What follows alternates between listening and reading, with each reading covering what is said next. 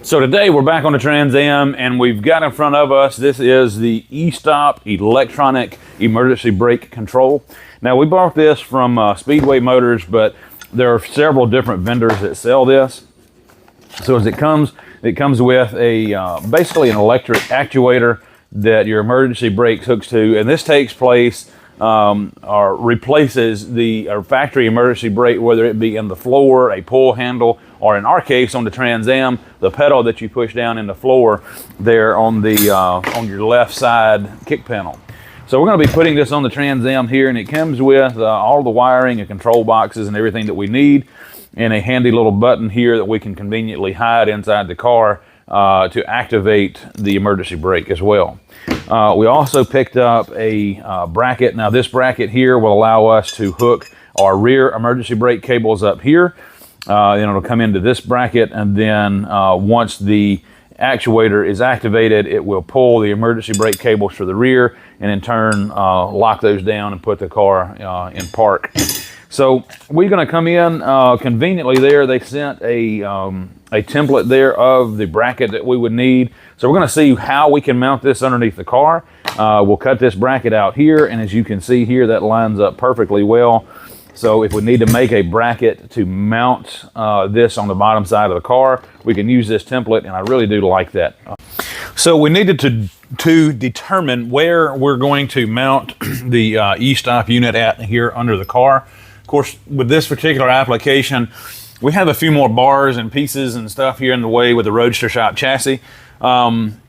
This is going to mount toward the rear of the car. This cable here hooks to the rear cables coming from the emergency brakes, and is actually going to be what pulls forward towards the car. So we've got to figure out where we're going to mount this at, where it's going to be out of the way of our exhaust, where it's going to be out of the way of any kind of lines, any kind of this tubing and structure that's underneath here on this frame rail. So I think at first glance right here along the side, this is on the driver's side here, frame rail. Now we do have a brake line that runs right through here, so we have to keep that in mind, but I think we have enough room here. We can mount this up here. We'll have to make a little bracket to where we can put this here. It'll be up above the frame rail, but we still have enough room below the bottom of the floor. And then this also gives us enough room here for our cable to run over the top of our bracket here. And then everything can kind of hook in together right back here. May have to be forward a little bit further than what I'm thinking, like here, so to speak. But what I'm gonna do is I'm gonna take the little template that was on, that come with the box on the e-stop kit, and I'm going to take it and I'm going to make a use it as a template to make a plate so we can get this mounted in here. So we've got everything back on the table here. We've got our e-stop unit here, and when we ordered the actual unit, we did order a cable junction bracket here. Now this did not come with our e-stop. I think there's some applications maybe where you can buy it all together, but depending on your application, this is more of a universal part, so you have to make it fit. So we ordered this bracket for what we're going to do, and we've got it attached here to the back side of the cable here. There's a little bit of adjustment there. And then our rear cables coming from the rear axle will come through the back here and attach to this part. And then once everything's activated, it'll pulling tension on those cables, and then therefore activating the emergency brake. So again, the box came with this handy little template here that has perfect dimensions here of the bottom of our unit. So we just took the box and used it as a template and made this little 14 gauge sheet metal bracket. And what we did is we just drilled a 1/4 inch hole. Now the unit itself did not come with any hardware to mount this. Again, it's more of a custom application. But we're using some 1/4 inch hardware here. This is stainless steel. And what I tried to do is I tried to get this to where our holes, our bolt holes, are in the center of our unit. So now we have some adjustments forwards or backwards there on this bracket. You have our adjustment here, and then you have your adjustment there. So once this is in the car, we have plenty of adjustment to get the right kind of tension onto the cables once everything is installed. So what we're going to do now, we're going to go ahead and finish bolting this up here to our bracket that we made. We're going to take this underneath the car and we're going to fit it up onto our frame rail and see what kind of room that we have here now that we have our bracket and everything here on the end of the unit. So as you can see here, we've got our unit bolted up to our bracket. And what I've done is when we built our bracket, we got this up above our brake line here. So the brake line is not in the way. And then we still have enough room between our body and the top of this bracket to where there's no kind of vibration or anything there that would get in the way or have any problems with. So after doing it this way, I think what I'll do is we can make another bracket to mount this here. And once I do that, we may swap our bolts back out to a regular bolt, do it just a little bit longer. We'll actually weld those in there, and then that'll turn that into a stud. And it'll make it a lot easier to take this unit off and on and to service it. And the same thing with this. By doing it this way, we can easily adjust our cables and not have to try to come around the top of the bracket if we had it this way, and everything will be a lot harder to get to. So by doing our brackets here like this, again, we can get all of our adjustability will be a lot easier, bolting all this back up, and then we can actually weld all of our bracketry, mounting bracketry to the frame at that point there. So let me do that. We'll go ahead and we'll swap the bolts out here, get this bolted back up. We'll get this bracket actually welded to the frame, or at least get it tacked into place. And then that gets that stabilized. And then once we do that, we can figure us out a mounting bracket for this particular junction bracket here. Okay, so I've got you up here a little bit closer to where we're at. So hopefully you can see this on camera here. I did go in and weld in some regular steel bolts here, just a little bit longer on there. We just welded that to the backside. And then on our little tabs hanging down, we've drilled a couple of holes here that we can use for some rosette welds or some plug welds, the weld to the frame rail. We've also come in off camera, we've wiped down our frame rail with some good degreaser. Of course, it's already bare metal.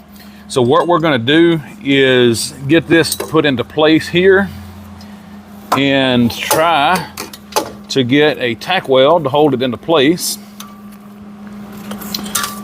And this is again up above our brake line there, and we're just going to try to line our tab up here pretty close to the top of the frame rail. And then once we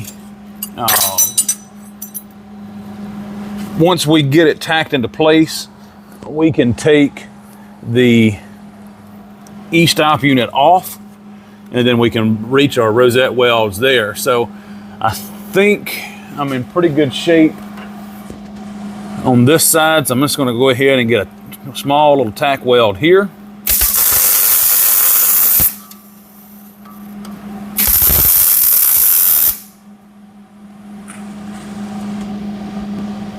Make sure that holds good. Get one at the bottom as well.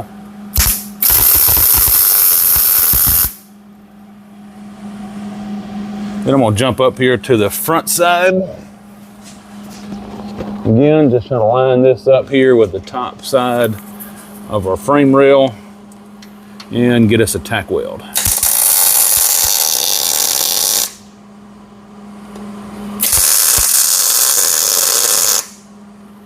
Okay, so now that's tacked into place.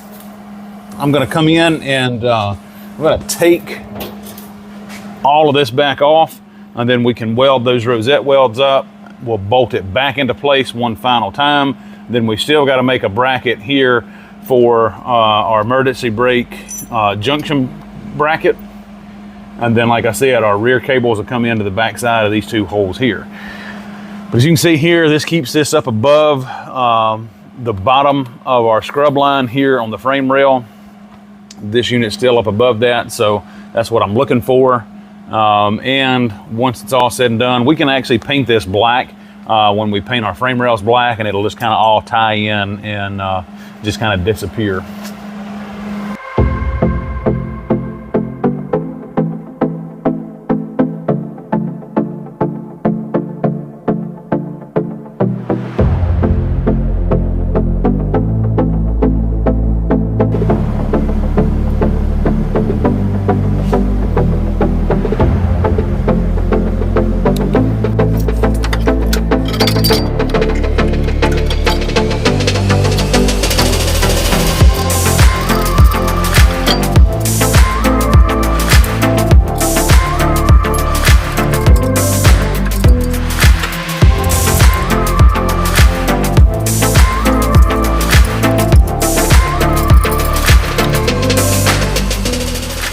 So now that we have our actuator brackets welded into place and everything remounted, we moved on to our little junction bracket here that's going to go to the back of the actuator.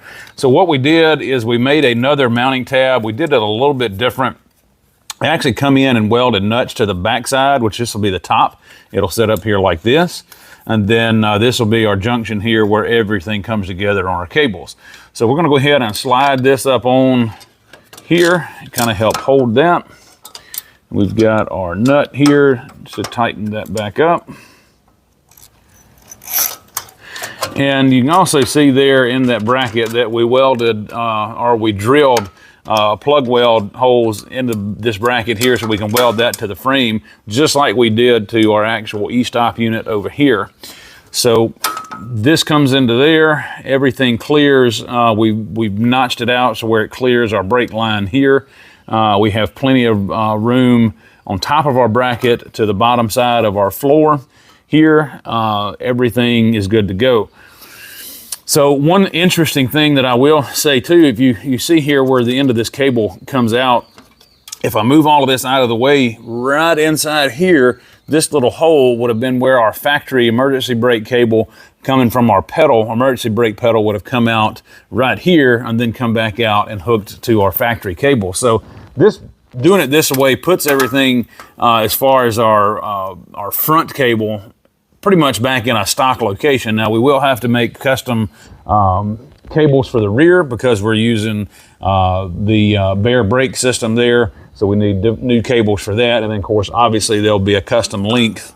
So we've got this here. We're gonna go ahead and get it tacked into place, get everything welded up here on this bracket, and then we can get everything measured out for our custom rear emergency brake cables.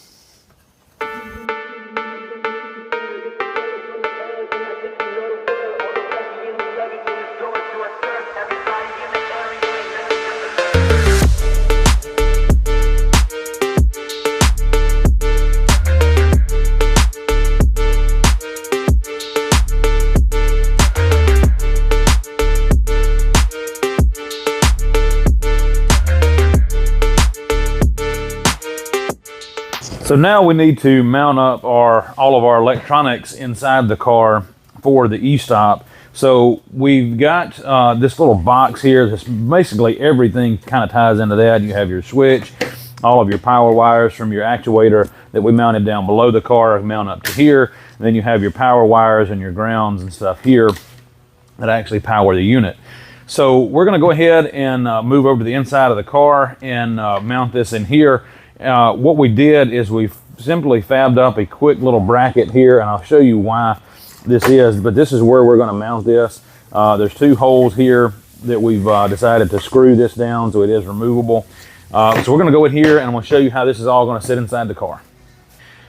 So we've moved into the inside of the car. Now we want to mount our control box here on top of the transmission tunnel. Why we made this little plate is our transmission tunnel has a slight curvature to it. So as you can see here, it rocks back and forth and it doesn't give you a good solid mounting surface. So we simply fabricated a quick little 18 gauge sheet metal plate. This is about a 1/2 inch bend on each side of that, just to kind of level everything up. So we're going to come in here and weld that to the top of the transmission tunnel, and then we can screw our plate or our mounting control box down here to the plate.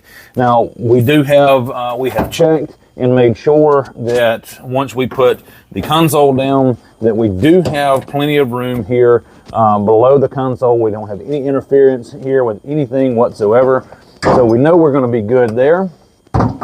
So let's go ahead and get the welder in here. We'll weld that bracket on, get everything mounted up, and then we can route our wires.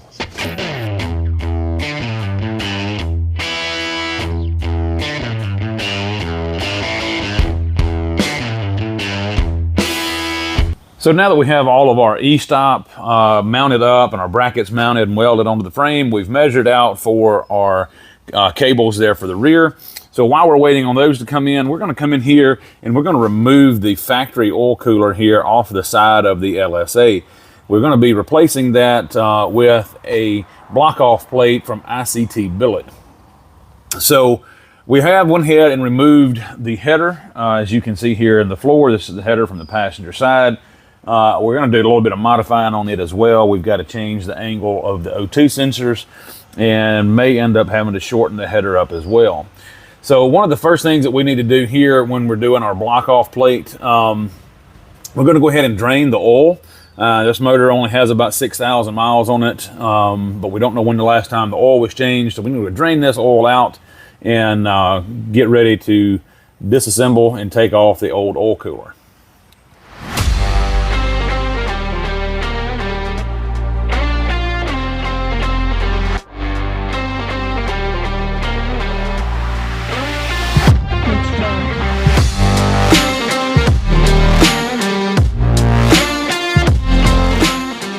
So we have our oil block off plate from ICT Billet. We're going to go ahead and open this up here. So you have your little billet block off plate. They send the hardware that you need, which is a recessed Allen screw, looks like, and then the O-ring for your gasket. So we're going to stick this O-ring in here, like so. And then this simply bolts back into place of where the oil cooler was. So we're going to go ahead and go back over to the car and we'll get this piece installed.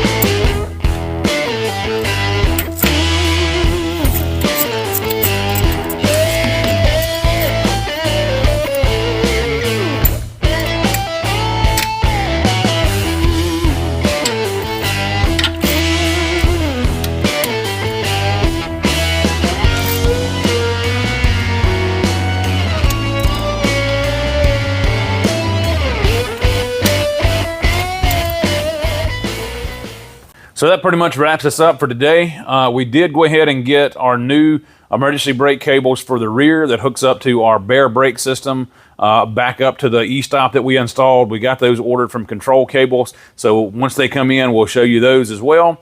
Got a lot more great content coming up on this car. Next up, we should be working on our exhaust, since we went ahead and removed that header from the driver's side to install the block off for the oil cooler today. We got that out of the way, so we're going to be working on our exhaust next video. We've got a drive shaft ordered, which should be in, so we'll show that, get it installed, and then we can work on all of our exhaust system, and we'll kind of show you what all we've got in the works for that. I think it should be pretty cool. And so hey, if you like the video, please hit the like button, hit the subscribe to be updated of any new videos, any new content. And hey guys, we really appreciate it. And hey, we'll catch you on the next one.